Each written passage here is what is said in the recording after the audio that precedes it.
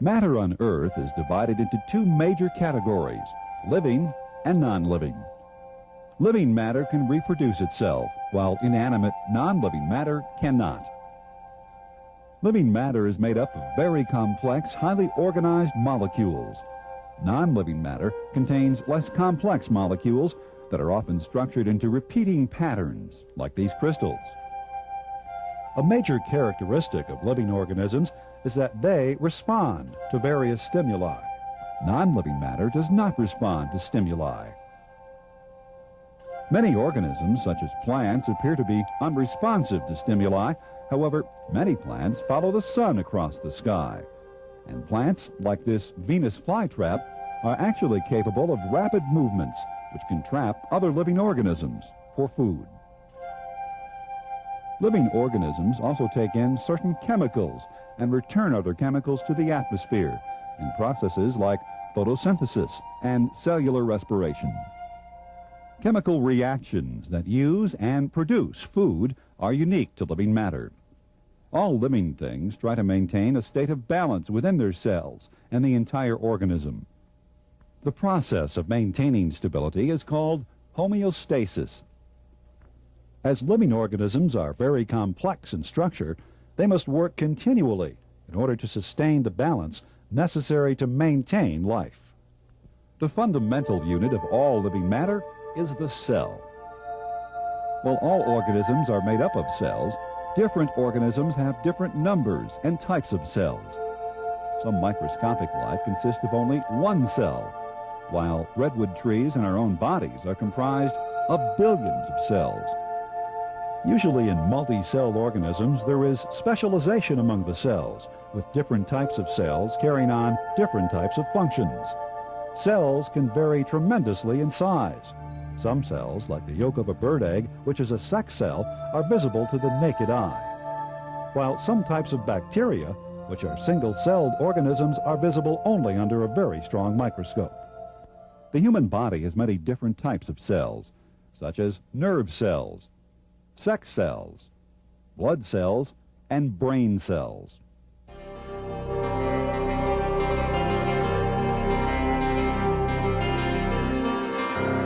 Cells can be divided into two major types, eukaryotes and prokaryotes. Prokaryotes are cells that contain no distinct nucleus or other structures within the cell membrane. Prokaryotes have nuclear material, but it is not contained in a nuclear membrane. On the other hand, eukaryotes are cells that have well-defined nuclei. They also contain other well-defined structures called organelles within the cell's outer membrane. Plants and animals are made up exclusively of eukaryotic cells.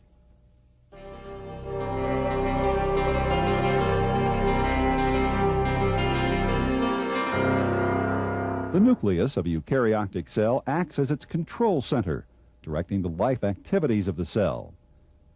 Inside the nucleus are strands of DNA, molecules that are important in cell reproduction. The DNA in the nucleus also helps manufacture other molecules that cells use. The nuclear membrane separates the nucleus from the cytoplasm and controls the movement of materials in and out of the nucleus.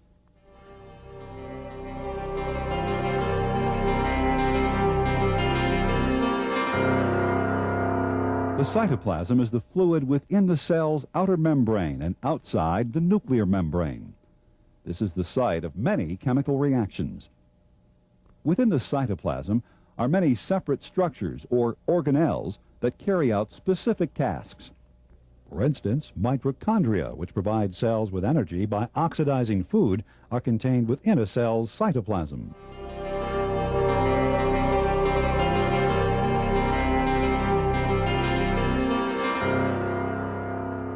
The endoplasmic reticulum is a system of tube-like structures that produce and transport materials, such as proteins and lipids, within a cell. Part of the endoplasmic reticulum has small spheres on its surface called ribosomes.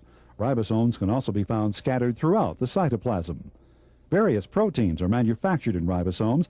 Proteins and lipids from the endoplasmic reticulum and the ribosomes are processed and packaged for transport throughout the cytoplasm by Golgi bodies. The materials released by the Golgi bodies include building blocks for the cell membrane and the digestive enzymes contained in organelles called lysosomes.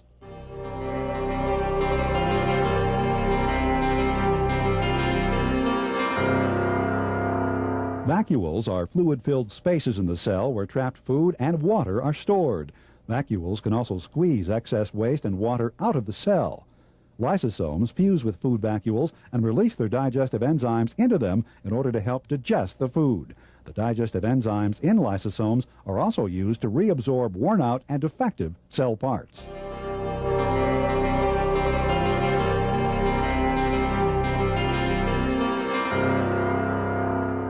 Microfilaments are long thread-like structures that provide support and shape to cells. Microfilaments also move organelles within the cytoplasm and provide the force behind the movement of organisms such as amoebas. Microtubules are thin, hollow rods also used to move organelles within the cytoplasm and are involved in separating chromosomes during cell division. External structures such as cilia and flagella are constructed out of microtubules.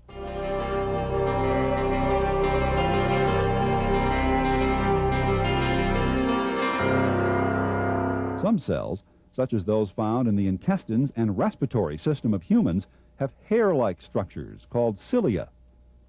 Cilia move materials along the outer surface of the cell. Some single-celled organisms, such as Paramecium, use cilia to move themselves around within their environment.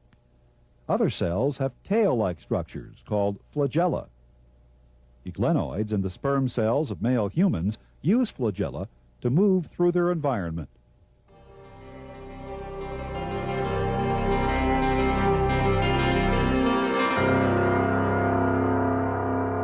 The cells of plants and some simpler organisms have structures called chloroplasts.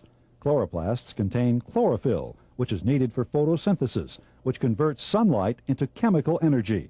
There are some very primitive organisms, such as blue-green algae or cyanobacteria, which have chlorophyll, which is not contained within chloroplasts.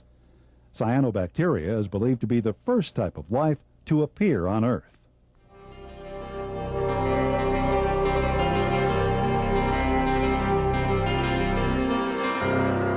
All plant cells have rigid cell walls, while those of animals are flexible.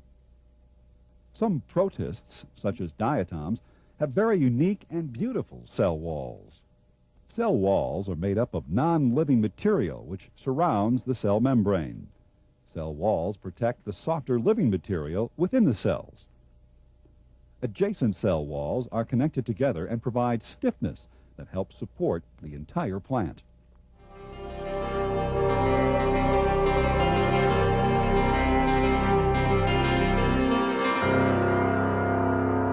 All cells, as mentioned earlier, try to maintain constant internal conditions. This state of balance is referred to as homeostasis. One of the most critical elements in maintaining chemical balance within a cell is the cell membrane. All materials needed by the cell must move into the cell through the cell membrane, while all waste has to be discarded through it. If materials such as water and minerals traveled in and out of cells unregulated, cells could not maintain homeostasis. For this reason, cell membranes are selectively permeable. This means that only certain materials can cross the cell membrane. There are two ways that materials can pass through the cell membrane. One way, called diffusion, requires no energy from the cell. The other way, called active transport, requires energy from the cell. In both types of transport, materials squeeze through the tiny spaces between the molecules of the cell membrane.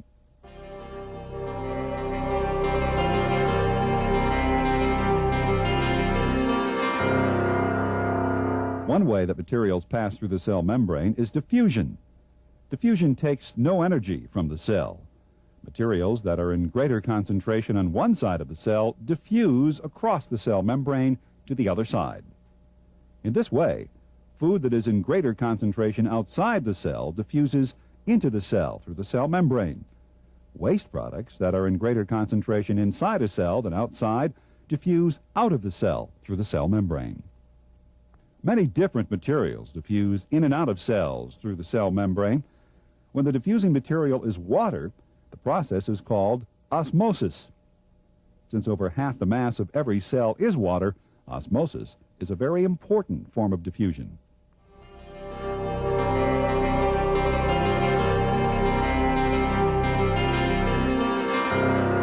Sometimes cells need materials from outside that cannot diffuse through the cell membrane, or to get rid of wastes that cannot passively penetrate through the cell membrane. In this case, materials pass across the cell membrane by means of active transport. Active transport requires energy from the cell. In this process, certain molecules act as carriers to move materials across the cell membrane. Some materials that require active transport are large molecules of sugar and potassium and sodium ions. Another form of active transport is provided by vacuoles, which absorb excess water and waste out of the cell cytoplasm and then discharge it back into the environment through a strong contraction of the vacuole wall.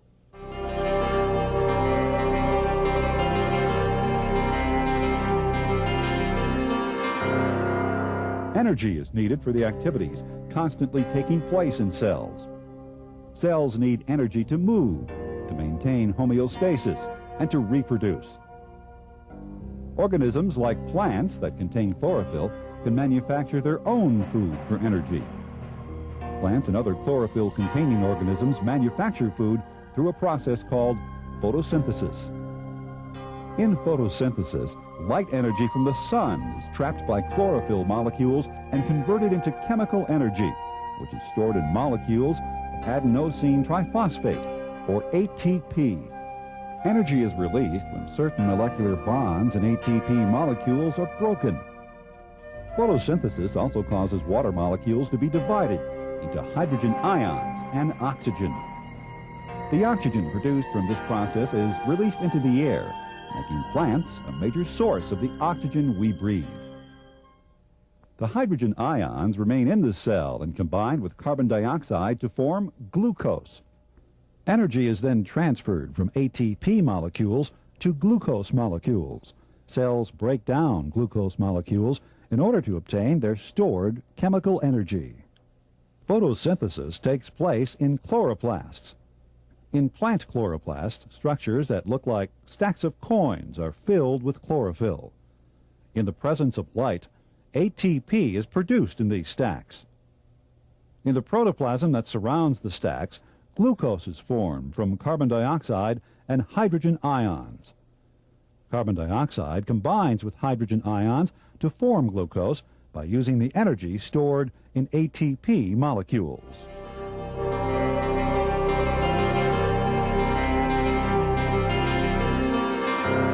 For organisms to get usable energy from glucose, their cells must oxidize glucose molecules. A series of chemical reactions are involved in this process, which is called cellular respiration. During cellular respiration, oxygen is used to break glucose molecules down to carbon dioxide and water. In the process, energy is released, and ATP molecules, which supply energy for a cell's life activities, are formed. Cellular respiration is a very efficient process that can be thought of as the reversing of photosynthesis.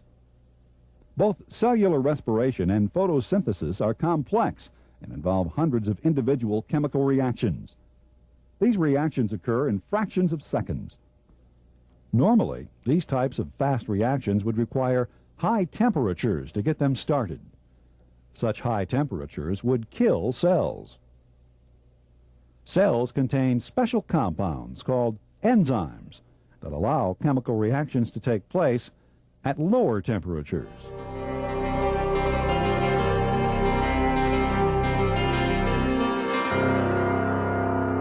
Enzymes are large protein molecules made up of smaller organic molecules called amino acids.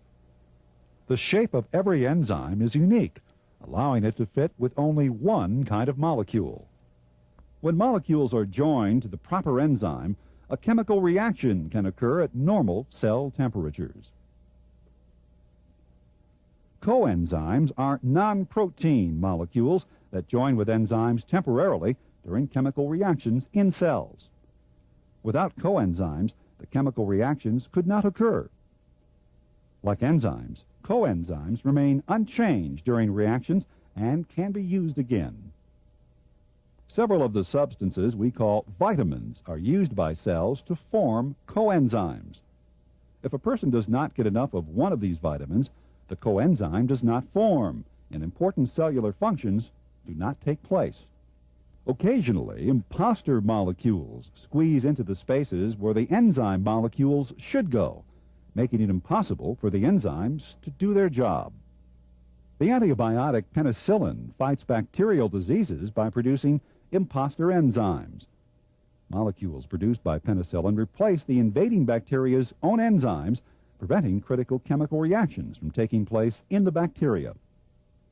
Eventually, the bacteria die because of their inability to carry out vital cellular functions.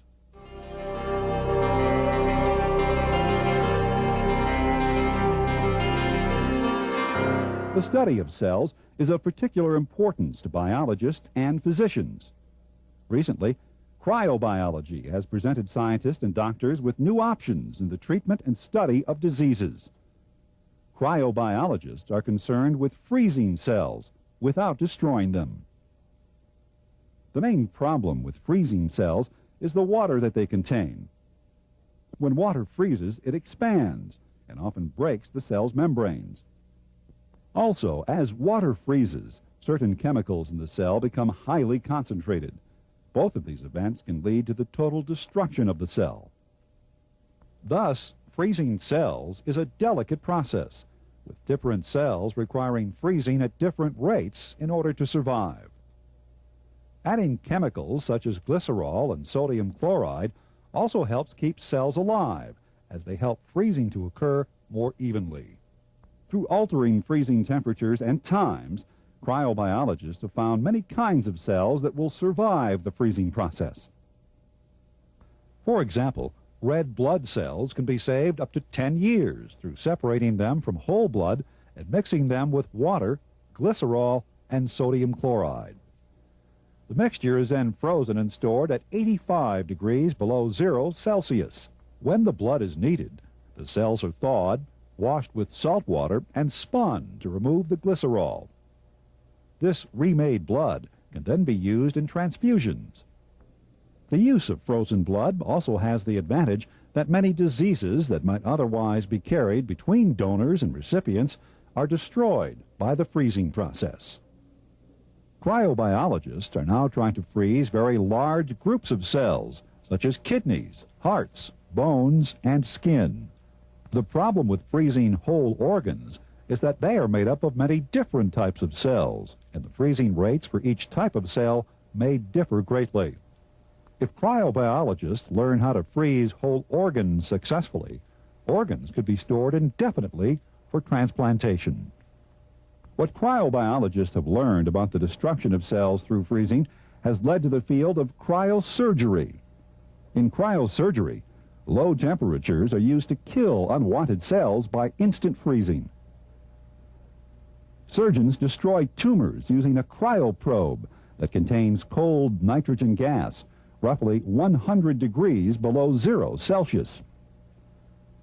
Cryosurgery also often has a higher success rate and faster recovery time than conventional surgery. Cells are the smallest divisions of life. Some living organisms exist as a single cell, while other organisms, such as humans, are complex combinations of many different types of cells. Understanding cell functions and interactions is important to understanding life on Earth and to discovering new frontiers in the treatment of disease and the extension of human life.